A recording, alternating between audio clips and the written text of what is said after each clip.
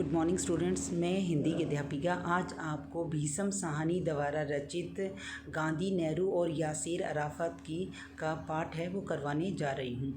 ये इस पाठ में गांधी, नेहरू और यासेर अराफत उनकी आत्मकथा आज के अतीत का एक अंश है।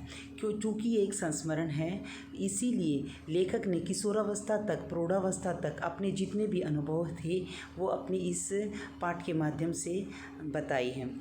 सेवाग्राम में गांधी जी का सानिध्य और कश्मीर में जवाहरलाल नेहरू के साथ और फ़िलिस्तीन में यासेर अराफत के साथ बिताए हुए व्यतीत किए हुए क्षणों को उन्होंने बहुत ही प्रभावशाली ढंग से व्यक्त किया है।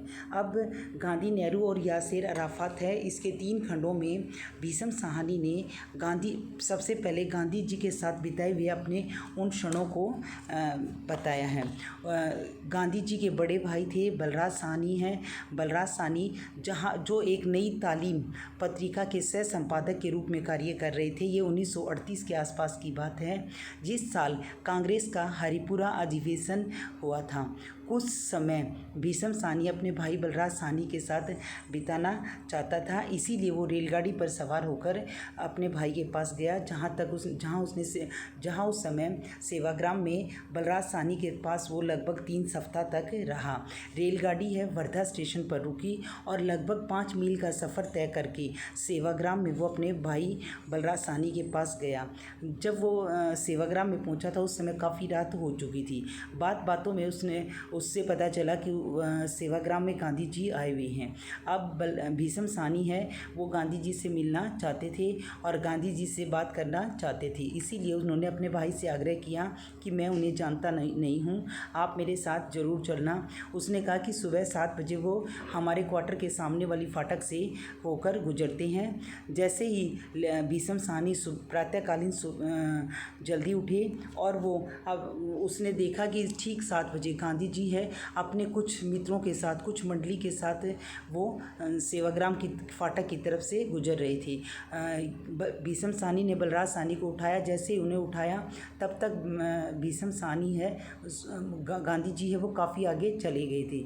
दोनों भाइयों ने मिलकर तेज़ कदमों से गांधी जी के पास गए और जैसे ही गांधी जी ने मुड़कर देखा तो बलराज साहनी ने अपने छोटे भाई भीषम साहनी का परिचय कराया और परिचय कराते कराते लेखक है बार कभी नीचे देख रहा था तो कभी वो समझ नहीं पा रहा था कि गांधी जी से वो किस ढंग से बात करे। लेकिन बात में गांधी जी से बात करते करते भीषम साहनी ने बताया कि एक बार मैंने आपको रावलपिंडी में देखा था। रावलपिंडी, क्योंकि भीषम साहनी पाकिस्तान रावलपिंडी का रहने वाला था। रावलपिंडी का नाम आते ही गांधी जी झिझके और सहसा वहाँ रुक गए और उन्होंने मिस्टर जॉन के बारे में पूछा। मिस्टर जॉन जो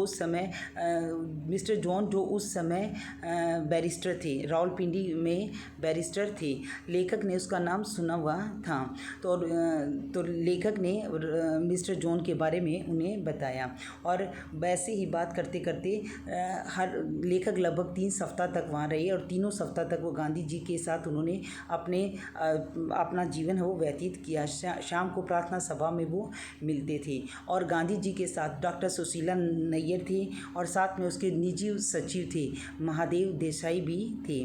अब लेखक को इसी प्रकार एक बार भीषम साहनी है निरुद्देश्य ही वहाँ टहल रहा था तो उसने देखा कि एक 15 साल का लड़का है वो ज़ोर से चिल्ला रहा था, बापू को बुलाओ, मैं मर जाऊँगा। लेकिन बापू है एक ज़रूरी मीटिंग में व्यस्त थे तो एक व्यक्ति ने आकर बताया कि गांधी जी नहीं आ सकते। लेकिन बच्चा है कि बार वो चिल्लाए जा रहा था। थोड़ी देर में देखा कि बापू जी है खादी की चादर ओढ़े हुए, नंगे पैर है वो दौड़े चले आ रहे थे। बच्चे के पेट पर हाथ फेरते हुए उसने कहा कि तूने ईख ज़्यादा पी लिया है, पागल है तू, पागल। उसके कई देर तक उसके पेट को मलते रहे वो और फिर उसको सहारा देकर उठाया और उसे कहा कि उंगली मुंह में डालकर कह कर ली, जिसके कारण बच्चा है वो थोड़ी देर में ही ठीक हो गया। इसी प्रकार गांधी जी कच्ची सड़क के ऊपर घूमते एक कुटिया में जाते थे जहाँ पर एक रोगी व्यक्ति रहते थे। गांधी जी हमेशा उनकी देखभाल करते थे बिना किसी वो छुआछात का रोगी था, फिर वो बिना किसी भय के, बिना किसी चिंता के गांधी जी है उसकी देख रेख करते थे। तो ये था भीषम साहनी का गांधी जी के साथ उसका परिचय था, उसके साथ बिताया हुआ समय कैसे उसे महसूस हो रहा था।